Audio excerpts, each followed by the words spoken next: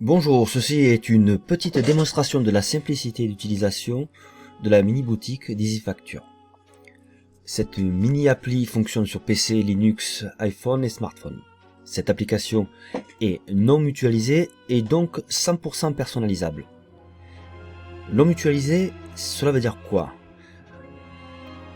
Pour faire simple, ça veut dire que le code et la base de données ne sont pas partagés avec d'autres instances de EasyFacture. En d'autres termes, c'est la garantie de la possibilité d'une personnalisation totale et de nombreux intérêts en termes de confidentialité et de sécurité, notamment contre le piratage de masse. Votre application est vraiment unique. Et oui. Revenons à la mini-boutique de base. Donc voici la page d'accueil.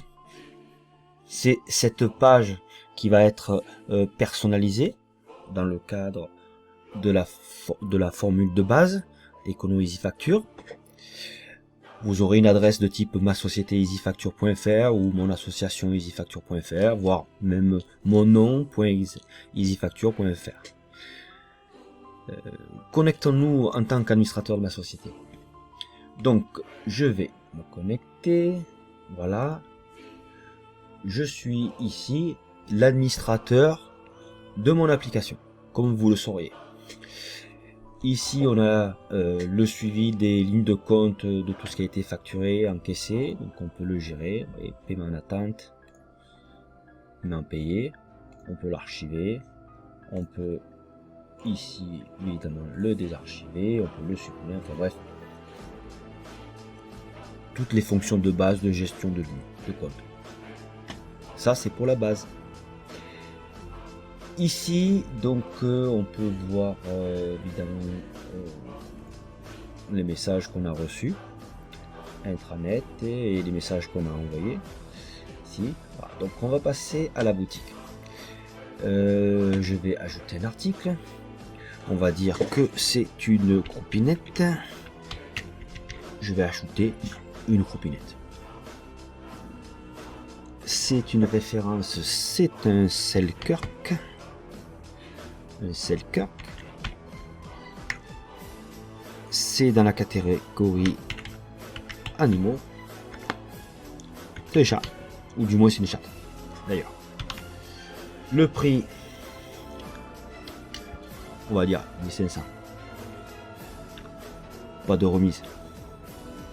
La TVA, allez, on va mettre une petite. Allez. En stock, il n'y en a qu'une, elle est unique. Je vais aller chercher, voilà, bien sûr, clac, clac. Ajouter un article. Voilà. Je vais créer l'article croupinette. Voilà, à partir de là, je pourrais rajouter plein d'articles. C'est pas besoin d'aller plus loin. Je vais me déconnecter. Je vais me connecter en tant que client lambda. Voilà, comme par exemple le test, peut-être c'est là très bien, oui, voilà, donc test, voilà, ici. Voilà. Ici, on peut voir bien entendu que le client, lui, il ne va pas pouvoir ajouter un article. Par contre, il peut acheter la croupinette. Alors, il va acheter la croupinette, il ajoute au panier. Il va à son panier. Ici, on voit bien qu'il a mis un article. Il pourrait l'enlever. Il ne peut pas en rajouter un puisqu'en fait, il n'y en a plus. Il y a un TVA 5,5. Ça lui fait 1582,50 €. Ce qui est peu pour une croupinette. On va un peu plus loin, donc on a un petit contrôle. Voilà, ici il va falloir l'envoyer. Donc pourquoi pas l'envoyer en express? Pourquoi pas à New York? À New York, c'est parce que j'ai une adresse qui est déjà enregistrée pour New York, tout simplement. Voilà, donc j'ai mis mon adresse, j'ai mis 20 € de frais. Bon, cela dit, la croupinette, pas question qu'elle parte par transporteur. Il faudra qu'il vienne la chercher, hein. Donc pas de peur.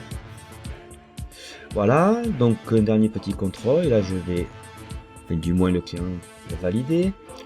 Bon, ça peut être l'espèce, un chèque, ça peut être un paiement en ligne. On va partir sur un paiement en ligne. Voilà. Alors comme on peut le voir ici, vous voyez, aucune information va transiter vers le site. En fait, c'est pas ça que je voulais faire. Non, j'aurais dû le prévoir avant, mais c'est pas grave. Là, on voit ici qu'en fait on est redirigé sur le site de PayPal, puisque la transaction va s'effectuer sur PayPal. C'est un gage de sécurité supplémentaire. Et c'est d'ailleurs maintenant comme ça que ça se passe pour la plupart des cas. Donc je vais commander, voilà, c'est très bien.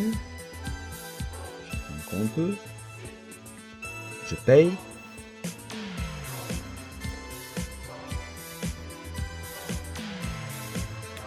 Voilà, ça y est, c'est fait. Je suis retourné sur EasyFacture. J'ai ma référence de paiement avec mon montant, toutes mes informations ici. Je peux télécharger ma facture ici ou aller la chercher dans le compte. Je vais donc l'enregistrer ici sur le bureau. Voilà. Ouvrir. Voilà. Ah, je vois que j'ai un ancien logo. On va changer. Ça c'est un détail.